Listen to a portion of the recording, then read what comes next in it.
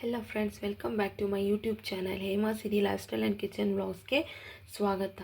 ಇವತ್ತು ಹುಚ್ಚೆಳ್ಳು ಚಟ್ನಿ ಪುಡಿ ಮಾಡ್ತಿದ್ದೀನಿ. ನಿಮ್ಮ ಜೊತೆನೂ ಶೇರ್ ಮಾಡ್ಕೊತಿದ್ದೀನಿ ನಾನು ಹೇಗೆ ಮಾಡ್ತೀನಿ ಅಂತ.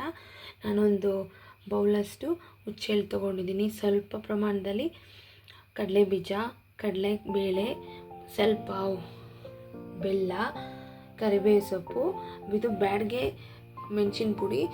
ಬೇಕಾದರೆ ಹಾಗೇ ಕಾಯಿನೂ ಹಾಕ್ಕೋಬೋದು. ನಾನು ಹುರಿದಿರೋ ಪುಡಿನೇ ಹಾಕ್ತಿದ್ದೀನಿ.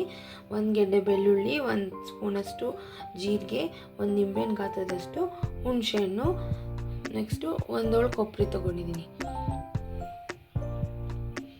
ಎಲ್ಲದನ್ನು ಕ್ಲೀನಾಗಿ ಒಂದೊಂದೇ ಹುರ್ಕೋಬೇಕು.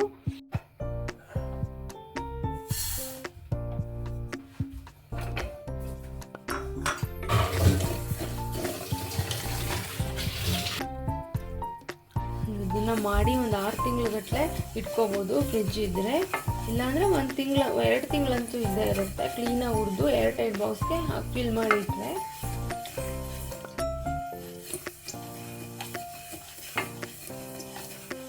ತುಂಬ ಇದು ಏನೇನು ಹುಚ್ಚೆಳ್ಳಿದೆ ತುಂಬಾ ಹಾರ್ಟ್ಗೆ ಒಳ್ಳೆಯದಿದು. ಪ್ರತಿದಿನ ಚಪಾತಿಗೆ, ರೊಟ್ಟಿಗೆ ಏನು ಮಾಡಿಕೊಂಡ್ರು ತುಪ್ಪ ಹಾಕ್ಕೊಂಡು ಇದರಲ್ಲೇ ತಿನ್ಬೋದು.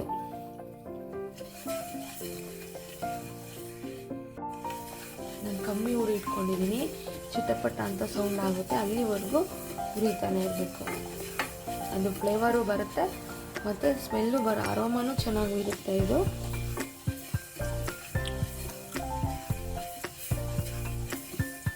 ಯಾವಾಗ ಸಿಡಿಯೋಕ್ಕೆ ಶುರು ಮಾಡುತ್ತೋ ಆವಾಗ ಅದು ಆಗಿದೆ ಅಂತ.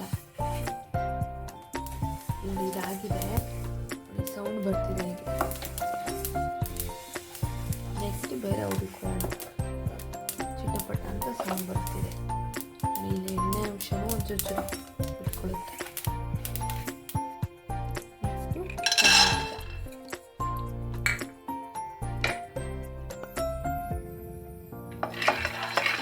ಈಕ್ವಲ್ ಪ್ರಮಾಣದಲ್ಲೇ ಬೇಕಾದರೆ ಹಾಕ್ಕೋಬೋದು.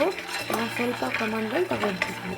ಎಲ್ಲದೂ ಸಹ ಸರಿ ಸಮಾನವಾಗಿ ಹುಚ್ಚೆಳ್ಳು 1 ಬೌಲು, ಕಡಲೆಬೀಜ 1 ಬೌಲು, ಕಡಲೆಬೇಳೆ 1 ಬೌಲು, ಬೇಕಾದರೆ ಕಡಲೆನೂ ಹಾಕ್ಕೋಬೋದು. ಎಲ್ಲ ಈಕ್ವಲ್ ಪ್ರಮಾಣದಲ್ಲಿ ಸಹ ತಗೊಂಡು ಮಾಡ್ಬೋದು. ಅದು ಟೇಸ್ಟ್ ತುಂಬ ಚೆನ್ನಾಗಿ ಬರುತ್ತೆ. ಕ್ಲೀನಾಗಿ ಚೆನ್ನಾಗಿ ಹುರಿದ್ರೆ ಬಾಳ್ಕೆ ತುಂಬ ಚೆನ್ನಾಗೂ ಬರುತ್ತೆ ಫ್ರೈ ಆಗಿ. ನೆಕ್ಸ್ಟ್ ಕಡಲೆಬೇಳೆ,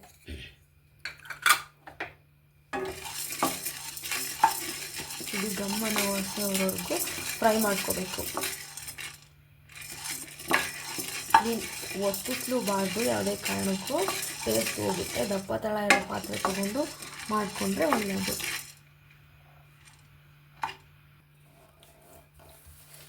ನೆಕ್ಸ್ಟ್ ಕರಿಬೇವು ಸೊಪ್ಪು.